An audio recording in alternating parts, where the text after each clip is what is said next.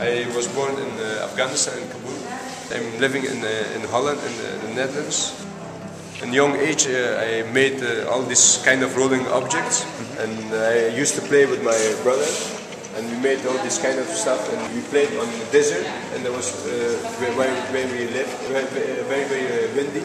So sometimes these objects they rolled far away, and there were also a lot of landmines. So sometimes they got stuck between the landmines, so we couldn't bring them back because it was quite dangerous. After 20 years, I began to graduate at the Design Academy in Eindhoven, and the teacher told me, make your childhood toys, and this was one of it. And then I had to give it a meaning while I making this. Now if it's rolling on those deserts, and if it's touching a landmine, it's going to explode. So every time it hits a landmine, it's exploding. And finally, it can like deactivate 50 or maybe 60 landmines. There are a lot of landmines actually. In Afghanistan, there's 10 million landmines registered, and that's only 1/4 of the country.